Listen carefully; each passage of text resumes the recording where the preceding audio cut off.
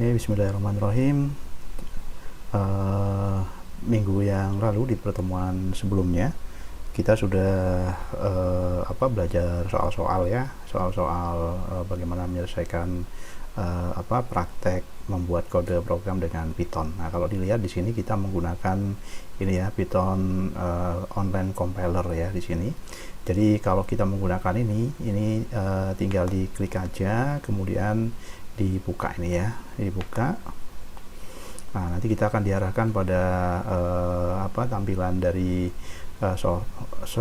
website programize.com. Nah, seperti ini. Nah, disinilah kita akan mengetikkan kode-kode Python kita. Nah, seperti yang dilihat di layar ini, kalau kita lihat di sini kan sudah ada ini ya, sudah ada kode Python untuk mencetak hello world di sini. Nah, ini adalah tempat mencetak kode Python ya. Kalau ini adalah komentar. Komentar itu adalah baris kalimat yang kita ketikkan di Python, tapi dia oleh Python tidak dianggap sebuah kode program. Biasanya diawali dengan tanda sub seperti ini.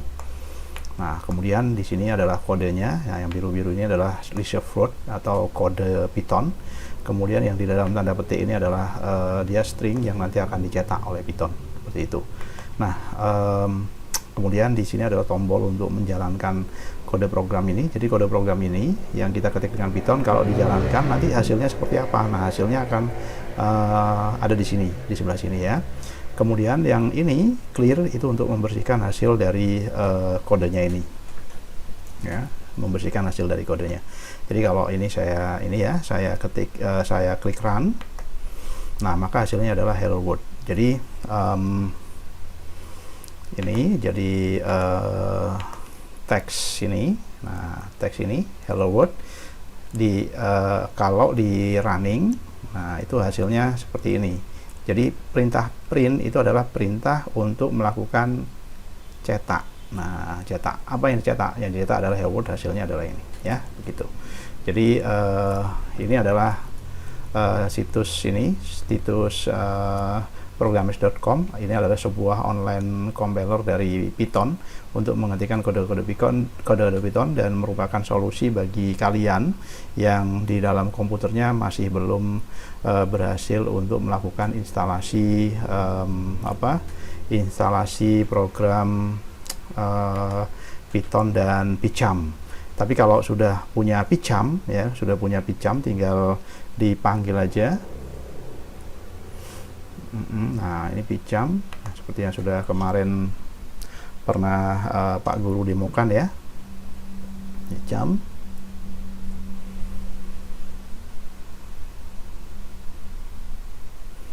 Nah, saya hapus dulu ya. Oke. Memang butuh spesifikasi komputer yang lumayan bagus untuk bisa menjalankan PyCharm dengan cepat dan lancar. Namun komputer-komputer yang standar pun masih bisa. Nah, seperti ini. Jadi kalau kita ini untuk lat 1 saya coba buka. Nah, ini. Jadi di sini kan sama ya tadi. Kalau tadi kita latihan bagaimana mencetak print teks hello world. Sekarang kita mencetak halo dunia dan 2 baris. Di baris keduanya adalah saya belajar Python. Nah, kalau kalau menggunakan programize.com, compiler yang online, kita menjalankan hasilnya untuk melihat itu dengan mengklik tombol run ini. Tapi kalau dengan PyCharm di sini menjalankan hasilnya, kita tinggal klik kanan di sini ya, klik kanan di mouse. Nah, kemudian kita pilih run lat 1. Nah, maka nanti hasilnya akan muncul di sini. Nah, ini sama aja ya. Ini. Jadi di sini kita, kalau di sini ada di sini kita lihat perintahnya sama print. Print ini kan tadi cetak. Terus apa yang dicetak adalah teks ini ya, 2 teks ini. Nah, hasilnya ini kita lihat cetaknya adalah ini. Ya, yang ini cetaknya hasilnya adalah yang di bawahnya ini. Nah, seperti itu ya. Jadi itu. Jadi terserah kalian. Kalau di komputernya kalian memiliki PyCharm, gunakanlah PyCharm. Tapi kalau tidak, gunakanlah programize.com tadi yang online itu ya. Nah, bagaimana yang belum memiliki laptop atau komputer? Nah, yang tidak memiliki laptop atau komputer ya solusinya bisa dilakukan lewat HP, dan ini bisa dipanggil lewat HP ya, bisa diketikkan lewat HP. Oke. selanjutnya kita akan membahas tugas-tugasnya. Nah, ini sudah ya program Halo Dunia Aku Belajar Python. Ini sudah kita ketik, sudah bukan merupakan soal. Nah, ini sudah. Kemudian yang kedua, untuk yang kedua ini kode programnya adalah membuat sebuah variabel nama 1, nama 2, nama 3, kemudian masing-masing variabel diisi oleh teks, kemudian teksnya dicetak dengan perintah print. Nah, hasilnya ini hasilnya ya. Jadi kode ini yang di sini. Nah, ini kode-kode ini, nah tiga-tiganya dicetak di sini. Nah, bukan dicetak, diketikkan ya, diketikkan di sini. Nah, setelah ini diketikkan, baru diklik run. Nah, kemudian hasilnya di sini. Nah, ini adalah untuk membersihkan hasil, kemudian untuk melakukan pengecekan lagi bagaimana alur program, baris kode program ini dicek begitu. Nah, selanjutnya yang ketiga. Yang ketiga adalah kita di sini di soal ketiga kita membuat sebuah variabel nama dan sekolah ya. Kemudian hasilnya akan kita lihat dengan variabel nama dan sekolah ini. Nah, bagaimana caranya? Ya kita buka ini ya, yang nggak punya yang tidak mau menggunakan Pycharm tinggal buka tadi ada variabel nama tadi nama siapa tadi? Abu Bakar SMKN 1 ya. Ini Abu Bakar. Kemudian sekolah, nah di sini SMKN 1 Probolinggo. Nah, kalau dilihat di sini dilihat saya membuat sebuah variabel nama ya, saya membuat sebuah variabel nama di sini ini adalah variabel dan variabel sekolah ya. Jadi dua-duanya ini adalah sebuah variabel. Nah, variabel nama saya isi dengan teks Abu Bakar, sekolah saya isi tag dengan SMKN 1 Probolinggo. Nah, paham ya sampai di sini ya. Nah, kemudian dua variabel ini kita panggil, kita cetak isinya. Nah, untuk mencetak isinya, nah kita menggunakan apa perintahnya tadi? Print ya. Ini kita bersihkan dulu layarnya. Saya bersihkan ini, kemudian saya bersihkan yang ini. Nah, saya bersihkan hasilnya. Nah, di sini kemudian kita lakukan cetak isi dari variabel. Nah, jadi saya tinggal ketikkan di sini print, di sini print, di sini nama. Nah, nanti ini kalau saya langsung cetak, maka yang keluar perintahnya, yang keluar teksnya adalah apa? Abu Bakar. Nah, kita coba klik run. Nah, yang keluar Abu Bakar. Kemudian yang di bawahnya kita coba ketik lagi print sekolah. Nah, seperti ini. Nah, ini saya bersihkan. Kalau ini kita jalankan, maka hasilnya adalah Abu Bakar. Ini ada S-nya ya, SMKN 1 Probolinggo. Nah, coba kita jalankan. Kita run. Nah, ini Abu Bakar SMKN 1 Probolinggo. Seperti itu ya. Ini untuk soal yang ketiga. Soal yang keempat sekarang. Nah, soal yang keempat di sini saya memiliki variabel A, B, C ya, di mana C adalah A plus B. Maka hasil dari C itu akan kita cetak. Nah, sekarang kita sama praktekkan di sini. A sama dengan, kita coba ya, B sama dengan 5, C itu A ditambah B. Nah, ini. Jadi saya punya variabel A ya di sini, di mana A itu isinya adalah A isinya adalah 4, kemudian B isinya 5. Nah, C isinya adalah A ditambah B, berarti kita tahu A tambah B berarti 4 ditambah 5. Jadi hasilnya C nanti pasti 9. Nah, bagaimana 9 ini bisa tampil? Maka kita mencetak C. Nah, perintah mencetak C adalah print C. Nah, seperti itu ya. Jadi coba kita praktekkan.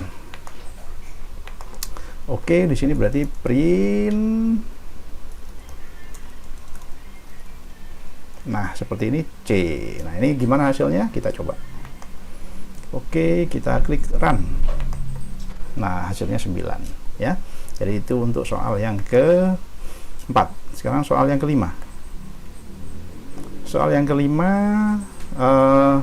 kita punya variabel A, B dan C, di mana masing-masing berisi yang A itu 12, yang C itu 5, kemudian yang D itu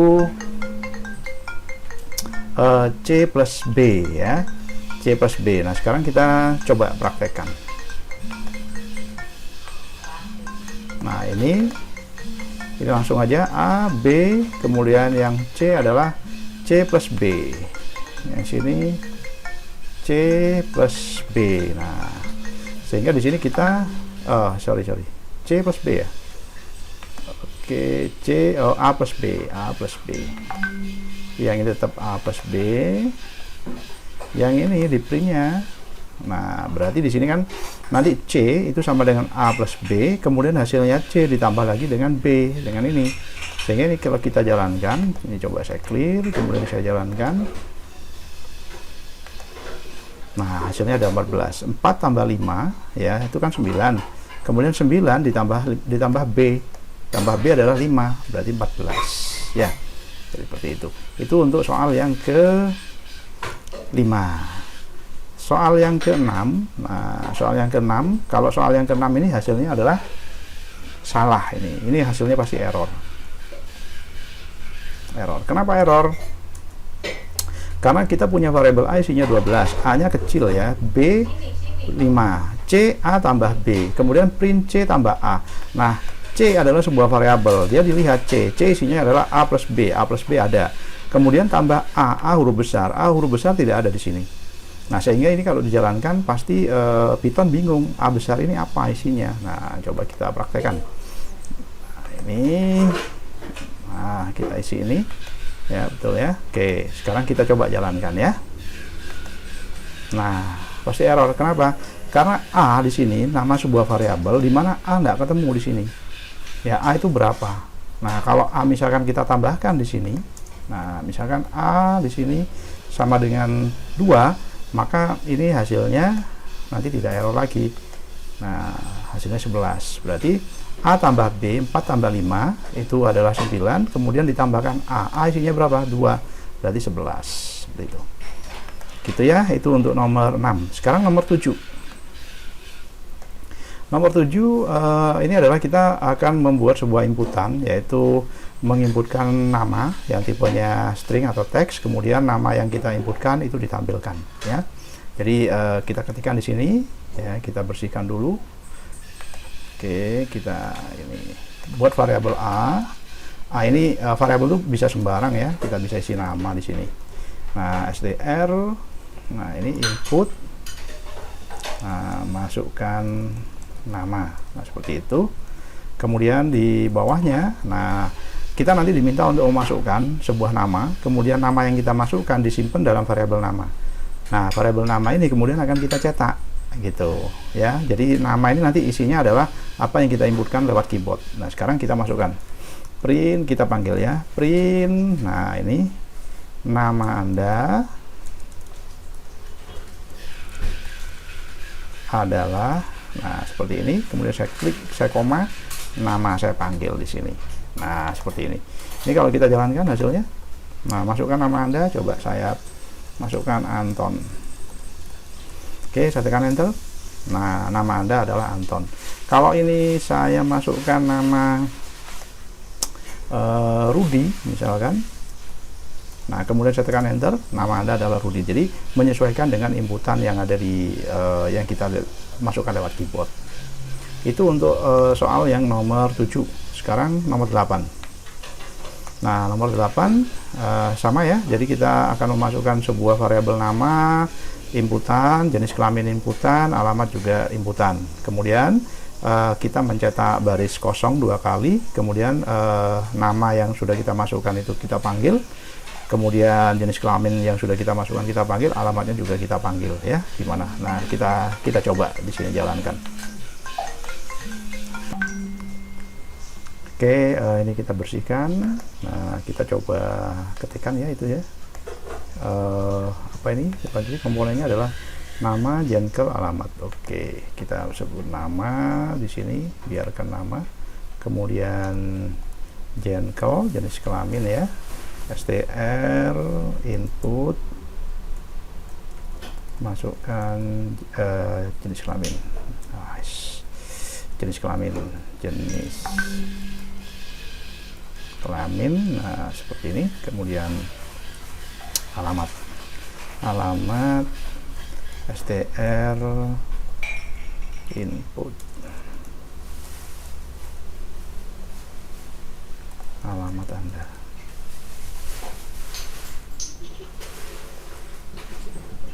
Oke, seperti ini ya. Nah, kemudian kita akan mencetak sebuah baris kosong. Nah, kalau ini kosong berarti ya. Nah, kemudian dari masing-masing variabel yang kita isi ini kita panggil. Print nama Anda adalah, nah, seperti ini. Kemudian print jenis kelamin Anda adalah ini, kemudian print alamat Anda di, nah seperti ini. Nah, kita lihat sekarang, kita akan mencetak apa yang diinputkan di nama, jengkel, sama alamat. Nah, kemudian setelah dicetak ditampilkan nama Anda adalah gini. Nah, yang kita panggil di sini adalah, kita awali dengan koma di sini, kemudian kita panggil nama. Nah, nama itu apa ini? Ya, isi dari ini nanti yang ditampilkan. Kemudian di sini adalah jengkel. Nah, yang di sini itu adalah alamat. Nah, seperti ini ya. Nah, kemudian ini coba kita jalankan ya, kita jalankan. Nah, masukkan nama, misalkan namanya Siti. Jenis kelamin perempuan, kemudian alamatnya. Nah, kita lihat ini ada kesalahan. Line 3 in modul name STT. Oh, bukan STT, STR ini, STR. Oke, kita klik aja. Oke, kita run lagi. Nama Siti. Oke, jenis kelamin P, alamatnya adalah Jakarta. Nah, kita klik. Nah, ini kan nama Anda adalah Siti, jenis kelamin Anda adalah P, alamat Anda di Jakarta. Ya. Jadi itu untuk soal yang ke-8. Sekarang soal yang ke-9. Nah, ke-9 kita akan menentukan apakah angka yang kita inputkan itu adalah bilangan genap atau bilangan ganjil ya. Nah, sekarang kita coba hapus yang ini. Kemudian yang ini kita clear. Oke. Kita clear. Nah, kita masukkan di sini. Sorry, bukan di sini. Tapi di sini. Nah, kita menggunakan variabel apa ini? Variabelnya variabel A. Tidak harus A ya. Kita coba angka. Oke, saya refresh dulu nih, kayaknya bermasalah. Oke, ini variabelnya variabel A, angka sama dengan in. Kalau angka itu in, kalau tag tadi adalah str ya. Sini masukkan angka. Jadi angka yang mau kita tentukan genap dan ganjilnya itu kita minta dimasukkan, kemudian kita lakukan penyimpanan di angka, kemudian kita lakukan pengecekan. Jadi if angka, jadi angka mod ya, modulus, sisa hasil bagi itu mod, ini hasilnya modulus, tapi modulus di Python itu ditulis ini, nah persen 2 sama dengan 0. Jadi artinya jika angka yang kita inputkan nanti ya di modulus 2 hasilnya 0, maka kalau hasilnya 0 berarti bilangan isinya angka itu adalah bilangan genap, karena berapapun angka kemudian dibagi dengan 2 kemudian sisa hasil baginya adalah 0, itu pasti bilangan genap ya. Kemudian print di sini kita ketikkan lagi angka ini adalah bilangan genap. Nah, kemudian di sini kita ketikkan else. Nah, ingat setelah if itu ada titik 2, kemudian ketika if ini bernilai true, maka nilainya itu harus menjorok ke dalam if ya. Else itu kembali lurus dengan if, kemudian setelah titik 2 tekan enter, maka else akan menjorok ke dalam. Artinya kode baris ini itu bagian dari else gitu. Print angka ini adalah bilangan ganjil. Nah, seperti ini. Sehingga ini coba kita jalankan. Oh, sorry. Sama dengan itu adalah seperti ini. Nah, kalau sama dengannya 1 itu adalah perbandingan ya, membandingkan misalkan lebih besar, lebih kecil, lebih besar atau lebih besar sama dengan dan sebagainya. Tapi kalau hasilnya sama dengan yang kita cari itu sama dengannya 2 kali. Nah, ini masukkan angka, saya masukkan angka 5, saya tekan enter. Nah, 5 adalah bilangan ganjil. Nah, saya coba klik lagi, saya jalankan, saya masukkan 18. Nah, 18 adalah bilangan genap. Itu ya, itu untuk nomor 9. Kemudian yang terakhir membahas nomor 10. Nah, nomor 10 kita akan mencari umur ya, kita akan mencari umur.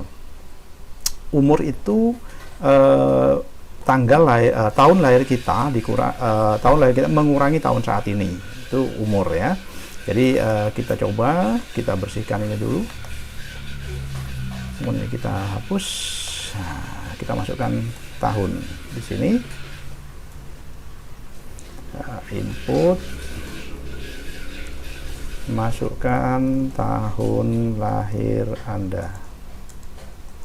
Nah, seperti ini. Jadi kita minta user itu untuk menginputkan tahun lahirnya, itu tahun berapa, gitu ya. Nah, kemudian kita akan mencetak di sini, dicetak apa yang dicetak? Pengurangan antara tahun saat ini dikurangi dengan tahun lahir yang dimasukkan di sini. Ya, berarti di sini umur Anda adalah, nah seperti ini. Kemudian kita buat perhitungan di sini. Tahun saat ini kan berapa? Tahun saat ini adalah tahun 2020. Nah, dikurangi berapa? Kan tahun sekarang. Dikurangi tahun yang diinputkan di sini. Ya, isinya tahun. Nah, seperti ini. Ya. Nah, ini kalau kita jalankan, nah kita bisa cari umur kita. Misalkan ada yang kelahiran tahun 2005. Nah, berarti kalau saya tekan enter, dia usianya adalah 15 tahun. Nah, kalau misalkan dia kelahiran 2010. Nah, kalau saya tekan enter, dia usianya adalah 10 tahun. Nah, ya, seperti itu. Jadi itu untuk menjawab soal yang nomor 10. Ya. Nah, soal-soal ini tadi Pak Guru contohkan dengan ini ya, dengan compiler Python online di programmis.com. Nah, itu pun nanti bisa dipraktekkan kalau komputernya sudah terinstall dengan PyCharm, bisa dipraktekkan dengan PyCharm. Ya, seperti itu. Oke, selamat mencoba, selamat mempraktekkan, sukses selalu untuk kalian semua.